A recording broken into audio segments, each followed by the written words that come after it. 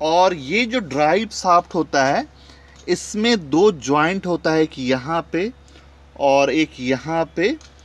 तो वो जॉइंट कभी कभी डैमेज हो जाता है और इस जॉइंट को क्या बोलते हैं, यहाँ पे जो जॉइंट रहता है उसका नाम मुझे बताइएगा, आर से शुरू होता है। तो वो कभी कभी डैमेज हो जाता है तो उसे भी रिप्लेस किया जाता है, या कंप्लीट ड्राइव शाफ्ट ही लोग रिप्लेस कर देते हैं। और ये बूट फट जाता है तो उसे भी रिप्लेस करते हैं। तो ये सारा रिलेटेड वीडियो हम लोग बनाएंगे फ्यूचर में, क्योंकि ये सब इम्पॉर्टेंट है। तो एक एक करके हम लोग फ्यूचर में देखेंगे। एट प्रेजेंट हमें इस इंजन को बाहर निकालना है। तो अभी देखिए ये इंजन कितना फ्री हो गया है, बट अभी भी इसमें दो हम लोग को माउंटिंग ओपन करना है। तो पहला यहाँ पे है, 14 नंबर का है ये, इसे हमें ओपन कर लेना है।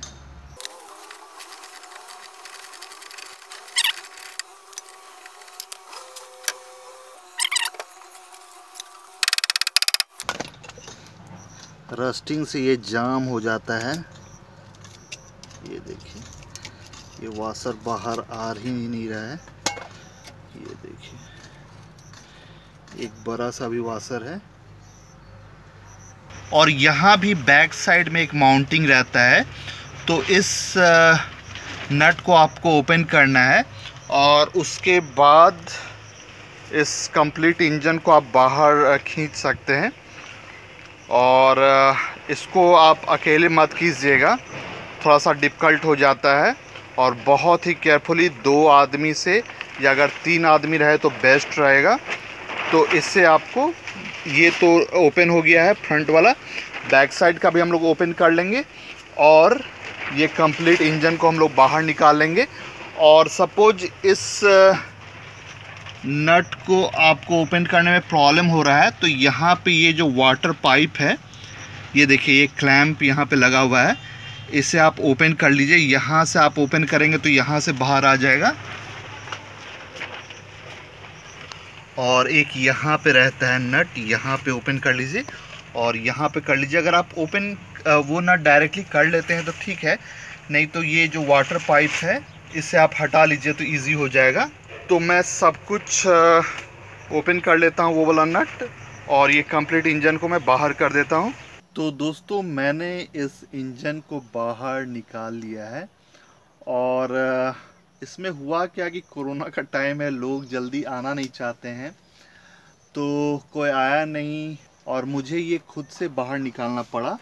बट ये इंजन बहुत ही हेवी होता है, तो इसलिए मैंने क्या किया है कि गियर बॉक्स और इंजन को मैंने स्प्लिट कर लिया था और एक एक करके मैंने बाहर निकाल लिया। उसके बाद इजी हो जाता है, बहुत इजी हो जाता है।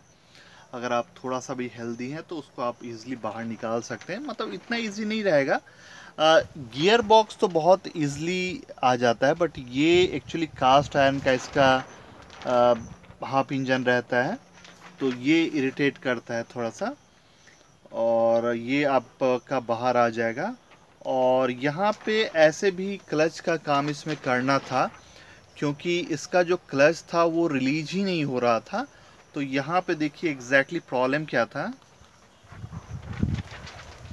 इसका जो फ्लाईव्हील था ये बहुत दिन रहने के कारण ये रस्टेड हो गया था, और इस पे ये जो क्लच था और प्रेशर प्लेट था ये, तो जब इससे हम लोग प्रेस करते थे तो ये रिलीज ही नहीं हो पाता था। इसका फ्रिक्शन मटेरियल इसी में चिपका रहता था, इसीलिए इसका क्लच रिलीज ही नहीं हो पा रहा था, काम ही नहीं कर पा रहा था। और एक बार अगर आपका क्लच नहीं काम करेगा तो फिर आप गियर कैसे देंगे, और जैसे ही आप न्यूट्रल से फर्स्ट गियर पर डालेंगे इंजन बंद हो जाता था। तो ये प्रॉब्लम था, ये रस्टिंग की वजह से इसमें चिपक ही गया था।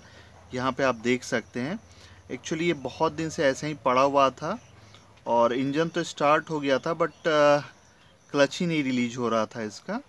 और यहाँ पे इसका जो फ्लाईव्हील है इसका टिथ भी डैमेज है, तो ये फ्लाईव्हील भी हमें रिप्लेस करना होगा। ये जो आपका गियर है बड़ा वाला ये भी अलग से आता है, बट इसे हीट करके डालना पड़ता है। बट उससे बेटर है कि आप ये कंप्लीट जो फ्लाईव्हील का असेंबली है इसे ही हटा लीजिए और नया डाल दीजिए, ज़्यादा कॉस्टली नहीं रहता है।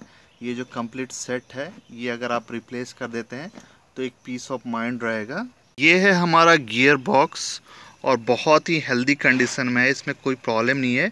और इसका जो बियरिंग है वहाँ पे उसका बियरिंग है, तो बियरिंग में कोई प्रॉब्लम नहीं था। ऐसा नहीं कि बियरिंग डैमेज हो गया था इसीलिए क्लच रिलीज नहीं हो रहा था, बियरिंग परफेक्ट था, इसका कोई प्रॉब्लम नहीं था।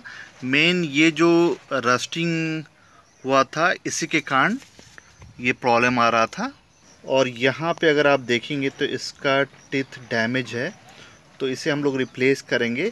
और अगर आप इसे रिप्लेस नहीं करते हैं, ऐसे ही चलाते हैं, तो कभी भी स्मूथ सेल्फ काम नहीं करेगा, तो ये ज़रूरी होता है रिप्लेस करना।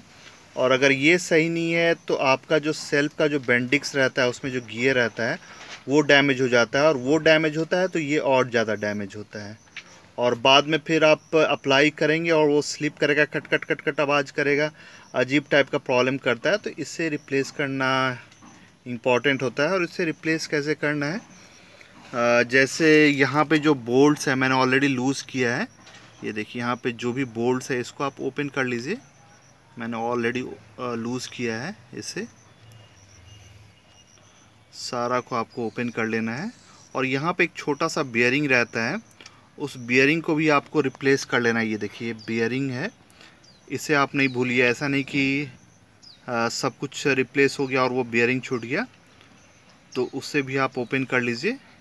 तो यहाँ पे देखिए ये सारा बोल्ट ओपन हो गया है और इसको आपको हिट करना है। ये देखिए